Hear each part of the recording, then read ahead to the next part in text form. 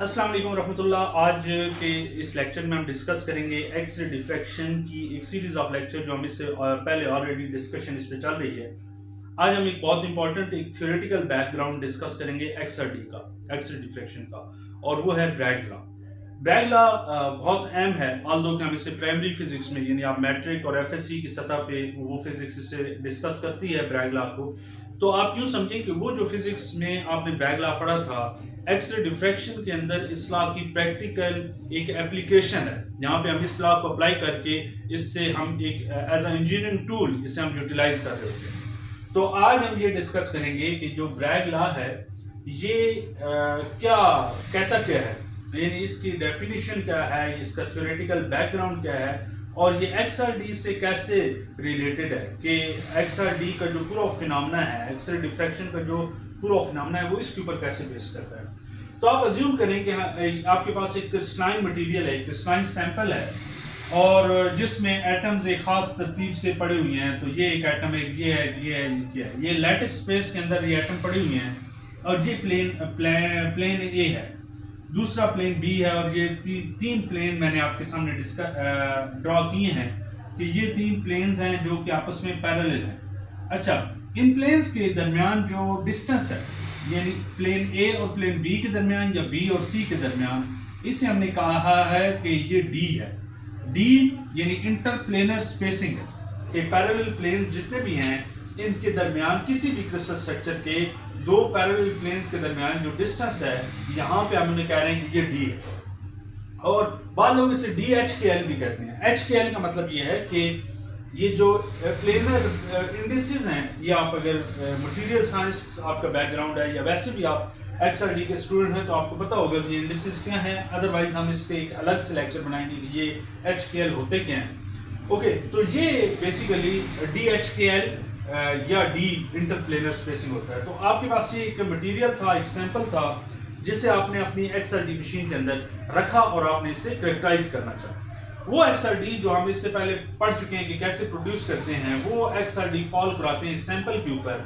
अब ये अज्यूम करें कि आपके पास उन एक्सआरडीज में से दो वेव्स आपने सेपरेट कर ली, सेग्रीगेट कर ली, अलग से कर ली, और आपने कहा कि ये वेव 1 है और ये वेव 2 है। इन दोनों वेव्स की जो वेवलेंथ है वो सेम है, इन दोनों वेव्स की फ्रीक्वेंसी सेम है, और थर्ड ये वेव्स दोनों इन फेज है, यानी इसका जो क्रस्ट है, इसके क्रस्ट और इसका ट्रॉफ के ऊपर है, और ये बिल्कुल इन फेज है। कोई वेव की जो लैगिंग है या एक वेव दूसरे से आगे नहीं है या पीछे नहीं है, ये दोनों वेव्स एक दूसरे के साथ इन फेज हैं, और ये आके फॉल करती हैं इस मटेरियल के ऊपर। इस मटेरियल की जो वेव 1 है ये प्लेन ए के ऊपर फॉल करती है, जो वेव 2 है ये प्लेन बी से यहाँ पर आकर डिफ्रैक्ट होती है। आफ्टर डिफ्रैक्शन, यानी जब ये पी पॉइंट पी से यानी प्लेन ए से और ये क्यू से यानी प्लेन बी से यहाँ से डिफ्रैक्ट होती हैं, तो इन दोनों वेव्स का नाम पड़ जाता है डिफ्रैक्टेड वेव। अब ये दोनों वेव्स जो इन फेज आके यहाँ पे इंटरेक्ट किया, ये जरूरी नहीं है कि आफ्टर डिफ्रैक्शन ये दोनों इन फेज होंगी। जब ये डिफ्रैक्शन कर चुकती हैं, जब ये डिफ्रैक्ट होके वापस जाती हैं, तो इसके नतीजे में या तो ये इन फेज होगी, और ऐसा भी मुमकिन है कि ये आउट ऑफ फेज हो। डिपेंड करता है कि ये कौन से क्रिस्टल स्ट्रक्चर से कि कौन से प्लेन से डिफ्रैक्ट होके आ रही है। अगर तो ये दोनों वेव्स इन फेज हो जाती हैं तो हम इसे कहते हैं कि ये कंस्ट्रक्टिव इंटरफेरेंस हो रही है, और अगर ये आउट ऑफ फेज होती हैं तो हम इसे कहते हैं कि ये डिस्ट्रक्टिव इंटरफेरेंस हो रही है। अब आपको ये बात पता होनी चाहिए कि एक्सआरडी में जो हमें पीक्स मिलती हैं या एक्सआरडी के रिजल्ट्स हमें जिन्हें हम रिजल्ट्स को एनालाइज करते हैं, ये बेस कर रहे होते हैं कि आफ्टर डिफ्रैक्शन ये दोनों वेव्स जब आपस में आए, यानी डिफ्रैक्टेड वेव्स अगर इन फेज होंगी तो कंस्ट्रक्टिव इंटरफेरेंस होगी, और अगर कंस्ट्रक्टिव इंटरफेरेंस होगी तो ही हमें एक्सआरडी के रिजल्ट्स मिलेंगे और हमें ब्राइट स्पॉट्स मिलेंगे। अगर ये एक्सआरडी ये आउट ऑफ फेज हो जाती हैं तो हमें डिफ्रैक्टिव इंटरफेरेंस की वजह से कुछ भी नहीं मिलेगा। और हमें पता है कि अगर n λ/2 हो तो ये आउट ऑफ फेज होती है, और अगर n लैम्डा यानी ये मल्टीपल हो तो हम इसे कहते हैं इन फेज हैं, कंस्ट्रक्टिव इंटरफेरेंस होगी, और अगर n λ/2 हो तो हम कहते हैं कि डिस्ट्रक्टिव इंटरफेरेंस होगी। ये एफएससी या मैट्रिक की चीजें, हम इन पे मजीद बात नहीं करते। अच्छा, अब जब ये वेव आके यहाँ से डिफ्रैक्ट हुई और ये वेव यहाँ से आके डिफ्रैक्ट हुई, तो हमने कहा कि इन दोनों वेव्स में से अगर आप देखें तो वेव्स किस वेव ने ज्यादा फासला तय किया, तो आपको बजाय लगेगा कि ये जो वेव 2 है, ये चूंकि ये डिस्टेंस अगर आप देखें ये वाला डिस्टेंस वेव 2 ने एक्स्ट्रा कवर किया है एज कंपेयर टू वेव 1। ये जो डिस्टेंस है, जिसे मैं आपको कहूं कि ये एस क्यू और क्यू टी, ये हमने कैसे निकाला, कैसे ये एक्स्ट्रा कवर किया है। आपने अगर पॉइंट पी से यहां से एक परपेंडिकुलर गिराएं पॉइंट एस के ऊपर, सिमिलरली यहां से इस पॉइंट पी से एक परपेंडिकुलर गिराएं इस वेव के ऊपर, इस लाइन के ऊपर, और पॉइंट टी के ऊपर आके ये फॉल करेगी। ये दो परपेंडिकुलर हमें ये बताते हैं कि ये वाला डिस्टेंस और ये वाला डिस्टेंस, ये दोनों वेव्स तो अभी ठीक हैं, लेकिन ये वाला जो डिस्टेंस है ये वेव 1 ने ये कवर नहीं किया, बल्कि ये एक्स्ट्रा डिस्टेंस है। ये जो एक्स्ट्रा डिस्टेंस है, इस एक्स्ट्रा डिस्टेंस को हम कह रहे हैं कि ये पाथ डिफरेंस है। पाथ डिफरेंस का मतलब ये है कि वेव 1 और वेव 2 के दरमियान जो डिस्टेंस इन्होंने कवर किया है, या जो पाथ डिफरेंस है, वो ये वाला है। और वो उसको हमने कहा कि ये पाथ डिफरेंस, ये जो पाथ डिफरेंस है इनका, ये कितना है, वो है S Q plus Q T की इक्वल है। और थ्योरी हमें ये बताती है कि अगर ये पाथ डिफरेंस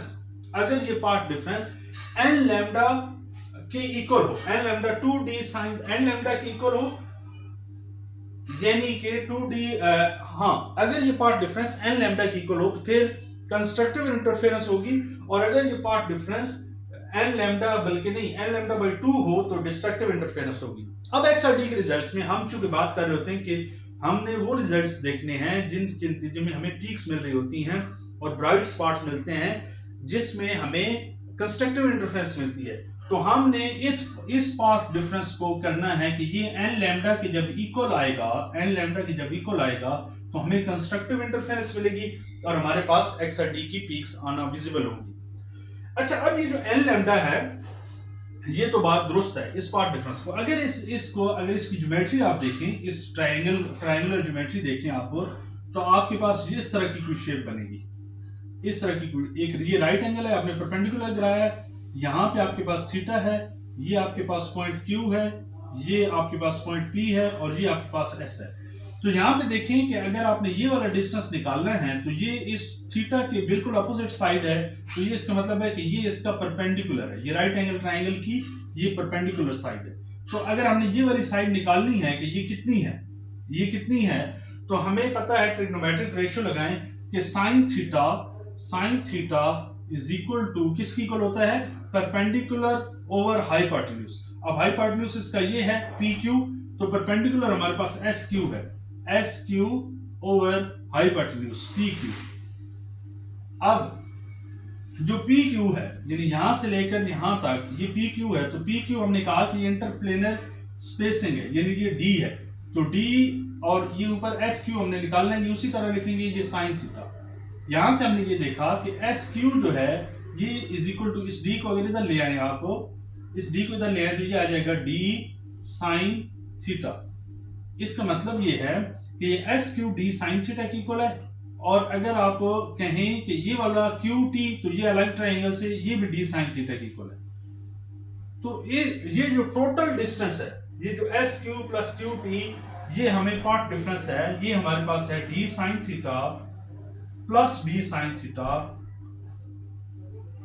इन दोनों को प्लस करें तो ये 2d साइन थीटा, यानी जो पाथ डिफरेंस है ये 2d साइन थीटा की इक्वल आ गया। तो हमने यहां पे कहा था 2d साइन थीटा, ये पाथ डिफरेंस है, और हमने कहा था कि अगर ये पाथ डिफरेंस n लैम्डा की इक्वल होगा, या इसका यानी लैम्डा के 1 लैम्डा 2 लैम्डा, n से मुराद है इंटीजर वैल्यूज 1 से स्टार्ट होके अप टू so on, अगर ये n lambda 2d sign theta की इक्वल आ रहा है, यानी इसका मतलब क्या है कि अगर आप इस वेव की, एक्सरे वेव की लैम्डा को किसी नंबर से मल्टीप्लाई करते हैं, 1 से करते हैं, 2 से करते हैं, 3 से करते हैं, किसी भी नंबर से आप मल्टीप्लाई करते हैं, उसका आंसर और 2d साइन थीटा का आंसर, ये दोनों आंसर अगर सेम आ जाएं, यानी इक्वल आ जाएं, तो कंस्ट्रक्टिव इंटरफेरेंस होगी और आपको XRD रिजल्ट्स में एक ब्राइट पीक नजर आएगी। तो ये वाला टोटल रिजल्ट है कि आपको यहां से मिल जाएगा N lambda 2d sin theta, ये आपके पास ब्रैग लॉ स्टेटमेंट है, ठीक है। अब इससे क्या होगा, आपको अगर d निकालना है तो d क्या करेंगे, n लैम्डा और 2 sin थीटा आप डिवाइड कर देंगे, यानी 2 sin थीटा दूसरी तरफ आके, तो आपको इस क्रिस्टल स्ट्रक्चर की ये वाली जो d स्पेसिंग है ये मिल जाएगी। अगर आपको d स्पेसिंग मिल जाए और इस क्रिस्टल के इन प्लेन्स के HKL भी पता हो, तो आप उस क्रिस्टल स्ट्रक्चर का a भी निकाल सकते हैं।